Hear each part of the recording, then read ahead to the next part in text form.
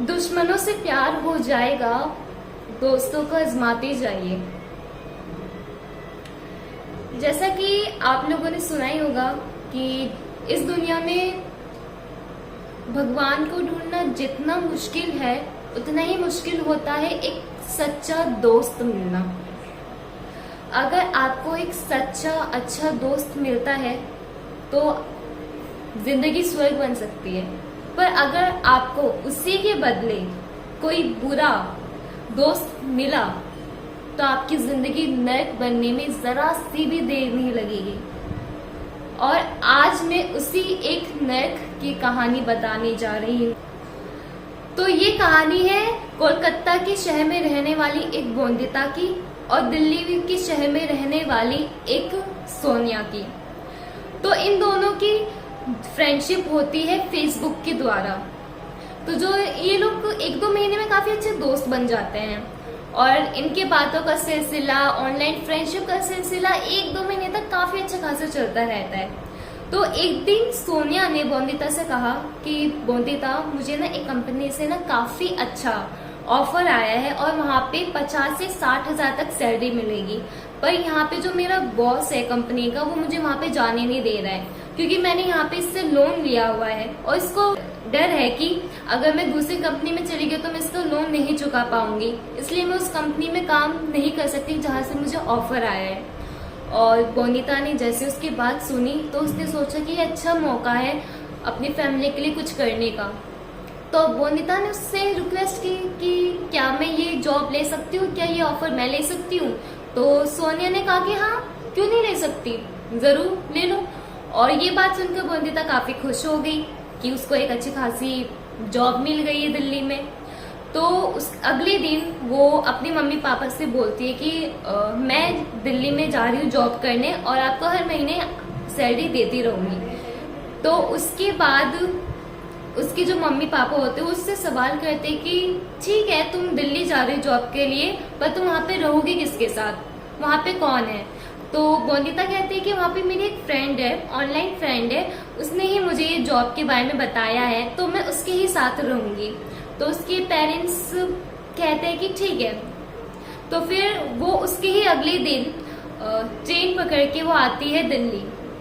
तो दिल्ली में आने के बाद वो सोनिया से कांटेक्ट करती है और सोनिया उसको दिल्ली में एक रेस्टोरेंट का एड्रेस देती है और बोंदिता उस रेस्टोरेंट में जाती है और वहां पे जाके बैठती है और सोनिया का इंतजार करती है कि वो आएगी और उससे बात करेगी, उस कंपनी के बारे में उसे बताएगी। पर ऐसा कुछ नहीं होता है। वहां पे एक वेटर आता है, वेटर उससे बोलता है कि मैम आपको कॉफी चाहिए कि चाय चाहिए। तो बोंदिता पहले उसे मना कर देती है कि नहीं, मुझे कुछ नहीं चाहिए, पर वो वेटर उससे दोबारा पूछता है कि मैम बताइए आपको क्या चाहिए। तो फिर बोंदिता बाद में कह देती है कि ठीक है, आप मेरे एक अच्छी सी चाय बना के लाइए। तो फिर उसके बाद वो वेटर जाता है और वेटर एक अच्छी सी चाय बना के लाता है और जो बोंदिता होती है वो काफी मुस्कुराकर वेटर को थैंक यू कहते हैं कि थैंक यू। फिर उसके बाद वो वेटर चला जाता है। पर किसी ने भी अंदाजा नहीं लगाया होगा कि जिस पल एक पल जब वो उसके चेहरे पे जो मुस्कान थी वही दूसरे पल उसके चेहरे से मुस्कान जाने वाली थी। तो जैसे ही वो चाय पीती है उस तुरंत चाय पीने के बाद वो बेहोश हो जाती है और बेहोश हो जाने के बाद वो सीधा 24 घंटे के बाद जब उसकी आंख खुलती है तब वो अपने आप को एक अकेले बंद कमरे में खुद को पाती है। वो चारों तरफ देखती है, वहां की लाइट्स एकदम डार्क, एक अकेला बंद कमरा, उस बेड में वो एक लेटी रहती है। जैसे आंखें खोलती है उसके चारों तरफ 4 आदमी होते हैं और वो 4 आदमी उसको बाहर लेके जाते उस कमरे से। फिर वो बहुत सारी औरतों को देखती है, आदमियों को देखती है। तो उसको उस चीज से अंदाजा उसने लगा लिया था कि वो एक कोठे में है और वहां का जो कोठे का जो हेड था उस कोठे का, तो उस दलाल ने उसको बताया कि तुम्हें यहाँ पे सोनिया नाम की लड़की ने 1 लाख रुपए में बेचा है, इसलिए तुम अब से यहीं पे ही रहोगी और काम करोगी हमारे लिए। तो जैसे मोंदिता इस बात को सुनती है तो एकदम शॉक हो जाती है कि क्या मेरे दोस्त ने मुझे यहाँ पर भेजा है। तो उस बात को वो भरोसा ही नहीं कर पाती है, क्योंकि मतलब कि वो उसको मोंदिता को सोनिया के ऊपर इतना ट्रस्ट था कि वो सोच ही नहीं पा रही थी कि सोनिया ने इसके साथ ऐसा किया है, क्योंकि वो सोनिया की ट्रस्ट पे ही दिल्ली आई थी जॉब करने के लिए, अपनी जिंदगी की एक नई शुरुआत करने के लिए। पर सोनिया से मिला धोखा उसको एक सदमे में लेके चला गया, और जो उसके अंदर की उम्मीद थी वो पूरी टूट गई, विश्वास एकदम टूट सा गया था। उसने उस कोठरी से निकलने के लिए बहुत कोशिश की। उन्होंने मोंदिता ने उन लोगों के सामने बहुत ज्यादा गिड़गिड़ाया, उसके बहुत ज्यादा हाथ पैर जोड़े, उसने कहा कि मेरे माँ बाप को नहीं पता है कि मैं यहाँ पे हूँ, मेरे माँ बाप को लगता है कि मैं जॉब करने आई हूँ, प्लीज मुझे यहाँ से जाने दीजिए, मुझे यहाँ पे काम, मुझे कुछ भी नहीं करना, यहाँ पे काम नहीं करना, मुझे जाने दीजिए, मैं एक अच्छी फैमिली से हूँ। पर वो लोग उसकी बात नहीं मानते हैं। वो उसको घसीट कर जिस कमरे में वो उठी थी उसी कमरे में वो उसको धकेल देते हैं। फिर ये सिलसिला ऐसे आगे चलता गया। जैसे कि आप सबको पता है कोठरी में क्या होता है, रोज डेली 2 महीने तक लगातार उसके पास आदमी आते थे जाते थे, आते थे जाते थे, और यही सिलसिला उसने इसी सिलसिले के बीच उसका धीरे धीरे जो आत्मविश्वास था वो धीरे धीरे टूटता गया। एक बचने की जो उम्मीद थी वो टूटती गई, और एक दिन चकनाचूर हो गया उसका उम्मीद, पूरी तरीके से टूट गया। और उसको अब ये विश्वास हो गया था कि मैं अब शायद कभी यहाँ से नहीं निकल पाऊंगी, क्योंकि उसकी पूरी जिंदगी बर्बाद हो चुकी है, अब उसको सारी उम्र भर इसी कैद में रहना होगा। तो वो काफी रोती थी पर कुछ कर नहीं पाती थी।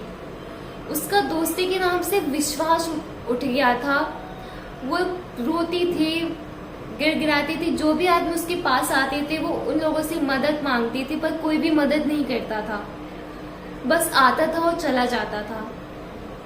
पर एक दिन एक आदमी आया उसके पास, वो हर हफ्ते आता था, बंगाली था, वो कोलकाता के शहर से ही था, पर मोंदिता को ही पता नहीं था। तो एक दिन वो आदमी सोनिया के पास आया, तो उस आदमी को एक कॉल आता है, उसके कोलकाता शहर से ही आता है, तो वो कॉल को रिसीव करता है और वो बंगाली भाषा में बात करता है, और उसी बीच में वो कोलकाता के बारे में भी बात करता है। तो ये बात सुनकर मोंदिता के अंदर एक उम्मीद की जो एक किरण होती है वो एकदम से जागरूक हो जाती है, और वो सोचती है कि शायद ये मेरी कुछ मदद कर दे। तो फिर वो उनके पास जाती है और उनसे वो बोलती है कि वो उनका सारी सच्चाई बताते थे कि कैसे उनकी फ्रेंड ने उनके साथ धोखा किया, कैसे उसकी फ्रेंड ने उसको दिल्ली बुलाया, उसके साथ धोखा किया, उसको यहाँ पे बेच दिया कोठरी में। तो फिर वो मोंदिता की बात सुनता है और वो कहता है कि ओ तुम्हारे साथ ये इतना कुछ हुआ।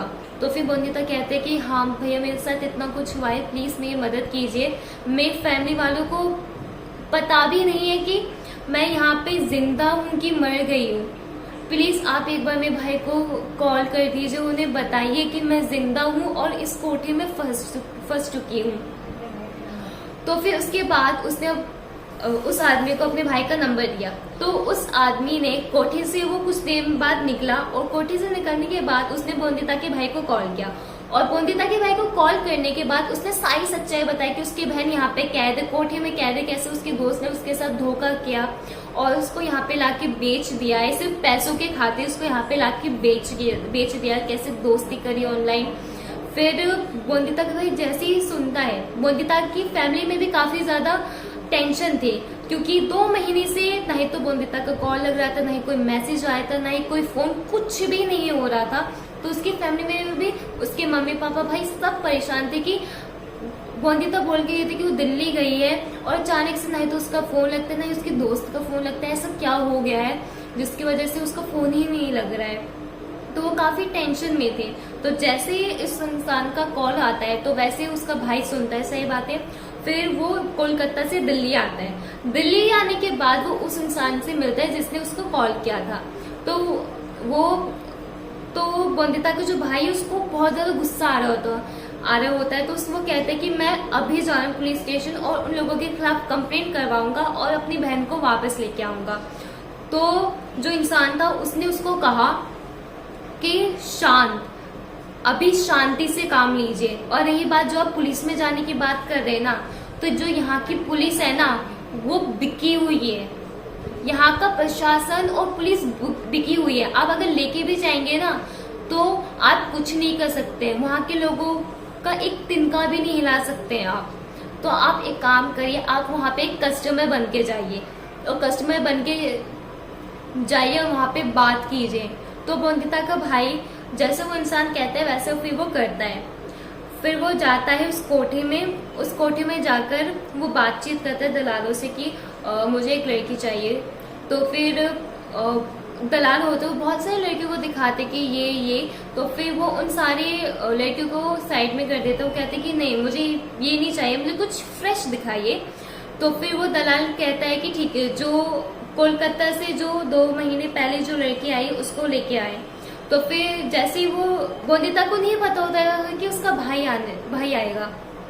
तो फिर जैसे ही वो बोंदिता जाती है उसकी आंखें नीचे झुकी होती है, पर जैसे ही वो अपने भाई की आवाज सुनती है उसकी आंखें उठती है और उसके आंखों में आंसू भरे होते हैं, पर वो आंसू निकल नहीं पाते हैं क्योंकि उसको अच्छे से पता था कि अगर उसके आंसू निकले तो सब कुछ खत्म हो जाएगा, वो कभी निकल नहीं पाएगी और अपने साथ साथ अपने भाई की जिंदगी भी खतरे में हो सकती है। इसलिए वो अपनी इमोशंस को दबा के रखा उसने। उसके भाई ने उसको देखा और उसके भाई ने भी अपने इमोशंस को दबा के रखा। तो फिर उसके भाई ने, बोंदिता के भाई ने कहा कि हाँ ये लड़की मुझे अच्छी लगी। तो फिर दोनों बोंदिता और बोंदिता का भाई फिर एक रूम में जाते हैं।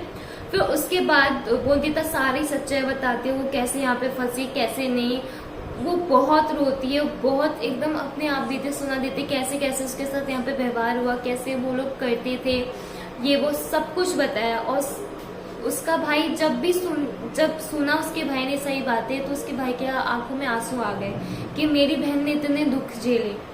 तो फिर उसके बाद वो टाइम कंप्लीट हो जाता है तो दलाल आता है, वो कहता है कि तुम्हारा टाइम पूरा हो चुका है, बाहर निकलो। तो बोंदिता का भाई बाहर निकलता है और बोंदिता से कहता है कि तुम चिंता मत करो, मैं कैसे भी करके तुम्हें यहाँ से निकाल लूंगा। फिर उसके बाद वो बोंदिता का भाई जाता है उस इंसान के पास और वहां पे सब कुछ बताता है उस इंसान को। फिर बोंदिता का जो भाई था वो सोचने लग जाता है कि मैं क्या करूं, कैसे अपनी बहन को उस नर्क से निकालूं। तो जो इंसान होता है वो कहता है कि तुम एक काम करो, जिस लड़की ने उसको जितने पैसे में बेचा है तो उसका दुगना पैसा दे के तुम उसको वापस लो। तो फिर यही वो बात उसको अच्छी सही लगती है कि वो कहते हैं कि ठीक है मैं ऐसे ही करता हूँ। तो उसके अगले दिन दोबारा कोठे में गया। फिर वहां के जो दलाल थे उन्होंने बोंदिता के भाई ने बोला कि मुझे जो कोलकाता से जो लड़की थी मुझे वो काफी पसंद आई है और मुझे वो चाहिए। तो दलाल ने कहा कि तुम करोगे क्या उसका। तो फिर उसका भाई कहता है बोंदिता का कि मैं इस लड़के से शादी करूंगा क्योंकि मुझे काफी पसंद है, मुझे बहुत अच्छी लगती है, मैं इससे शादी करूंगा, घर बसाऊंगा अपना। तो फिर दलाल हंसने लग जाता है। वो कहता है कि कोठे की लड़की के साथ घर बसाओगे तुम। तो वो कहता है हाँ मेरा दिल आ गया है और मैं चाहता हूँ। तो वो दलाल कहते हैं कि नहीं, हम इसे नहीं देंगे, ये हमारे लिए एक क्या बोलते हैं उसको, हम ऐसे नहीं दे सकते। तो फिर जो बोंदिता का भाई है वो कहता है कि देखो इस लड़के को जितने पैसे में तुम्हें बेचा गया है मैं उससे दुगना पैसा दूंगा तुम्हें, तब तो तुम दोगे ना इसको मुझे। तो दलाल हंसता है, वो कहता है कि ठीक है अगर तुम इसका दुगना पैसा दोगे तो मैं दे दूंगा तुम्हें। तो फिर बोंदिता का भाई कहते हैं ठीक है कितना चाहिए तुम्हें। तो दलाल कहते हैं कि 5 लाख चाहिए, दे पाओगे। तो फिर बोंदिता का भाई एक बार भी नहीं सोचता है, वो कहता है कि ठीक है मैं दे दूंगा।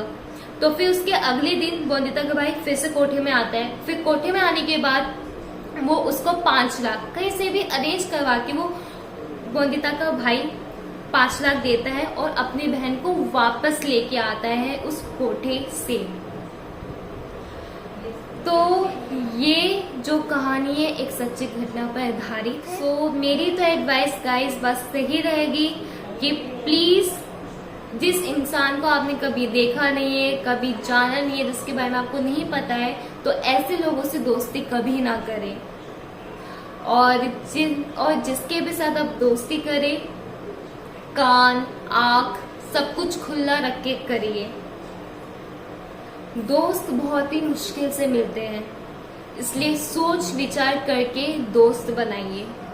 कमेंट बॉक्स में अपनी एडवाइस और अपना जो भी व्यूज है, जो भी आपने इस चीज से समझा, तो वो सब कुछ कमेंट बॉक्स में शेयर करिएगा।